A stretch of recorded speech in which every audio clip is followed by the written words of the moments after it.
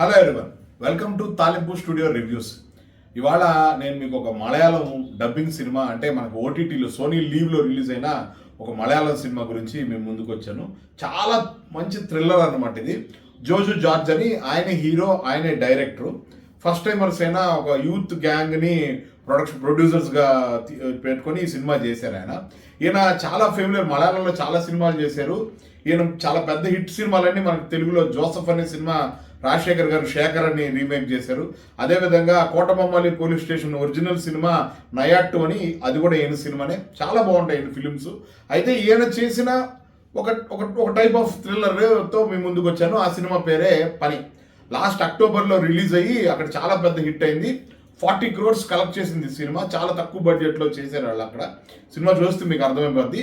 కానీ తక్కువ బడ్జెట్లో చేశారు ఇన్ ద సెన్స్, కథ జరిగే విధానం తక్కువ ప్లేసుల్లో అలా జరుగుతుంది, కానీ చేజులు ఇలాంటి విషయాల్లో చాలా బాగా వర్కౌట్ చేశారు అనమాట. ఈ సినిమా కథ విషయానికి వస్తే, ఒక మెకానిక్ షెడ్లో పనిచేసే కుర్రాళ్ళు ఇద్దరు ఆ మెకానిక్ షెడ్లో నుంచి బయటకు వస్తారు. బయటకు వస్తా ఏంట్రా మీరు ఇంక రారా అది ఇది అంటే, మేము అనుకునే పని కరెక్ట్గా అయితే ఇంక నీ మొహం మేము చూడమని చెప్పేసి అక్కడి నుంచి బయటకు వస్తారు. బయటకు వచ్చి ఒక టిపికల్ క్యారెక్టర్లు అండి, అవి రెండు చాలా పెక్యులర్గా బిహేవ్ చేస్తుంటాయి.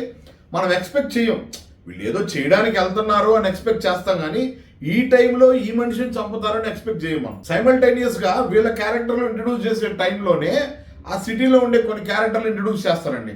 ఆ సిటీలో ఒక నలుగురు, అదే ఊర్లో చదువుకునే ఒక నలుగురు కుర్రాళ్ళు, ఇంతకుముందు చదువుకునేవాళ్ళు, వాళ్ళు ఇప్పుడు 40 ఏళ్ల వయసులో ఉంటారు.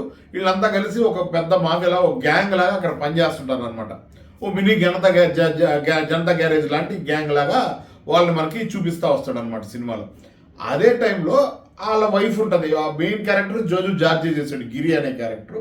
వాళ్ళ వైఫ్ క్యారెక్టర్ అభినయ అనే ఆవిడ చేసింది. ఎక్కువగా బిగ్ బాస్లో నుంచి వాటిలో నుంచి దీంట్లో ఆర్టిస్టులు తీసుకోవడం అయితే జరిగిందంట అక్కడ మలయాళంలో, కొత్త ఆర్టిస్టుని. అలాగే కొంతమంది థియేటర్ ఆర్టిస్టులు పెట్టాడు. తక్కువ మంది ఆర్టిస్టులున్నా సెలెక్టెడ్గా చాలా బాగా చేశారు. ఇలా జరుగుతుంటే ఈ ఇద్దరు కుర్రోళ్ళు ఈ మర్డర్ చేస్తారు. ఈ మర్డర్ చేసి ఇక్కడి నుంచి వెళ్ళి ఓ సూపర్ మార్కెట్కి వెళ్తారు. ఓ సూపర్ మార్కెట్లో అక్కడికి హీరో వైఫ్ వస్తుంది, అభినయ. ఆమెని వీడు భలే ఉందిరా, దీన్ని టచ్ చేస్తాను నేను అని చెప్పి టచ్ చేస్తాడు. టచ్ చేశాడని వీళ్ళిద్దరిని చెత్త కొడతాడు.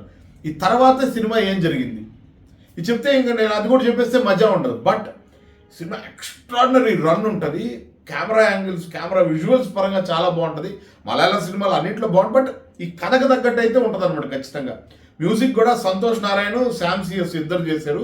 సాంగ్స్ నాకేం పెద్ద గొప్పగా అనిపించలేదు, కానీ రీ రికార్డింగ్ ఇద్దరు చాలా బాగా చేశారు అన్నారు. ఆ సినిమా రన్ అవ్వడానికి ఆ సినిమాకి చాలా హెల్ప్ అయింది.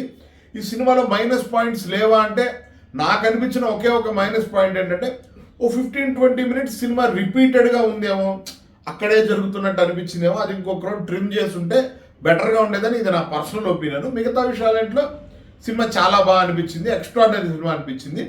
క్లైమాక్స్లో అతను తీసుకునే రివెంజ్ తీర్చుకునే విధానం కూడా సాటిస్ఫై అవుతావా లేదా అనే విషయం పక్కన పెడితే, రెగ్యులర్ సినిమా లాగా ఊరికి కొట్టడం అలా కాకుండా ఏదో టిపికల్గా ట్రై చేశారు. ఖచ్చితంగా చూడండి, థ్రిల్ అవుతారు మీరు కూడా. మీరు ఈ సినిమాని సోనీ లీవ్లో ఓటీటీలో చూసి మీ ఒపీనియన్స్ని మా కామెంట్స్ రూపంలో తెలియజేయండి. మరిన్ని సినిమా విశేషాలతో మీ ముందుకు వస్తూనే ఉంటాను.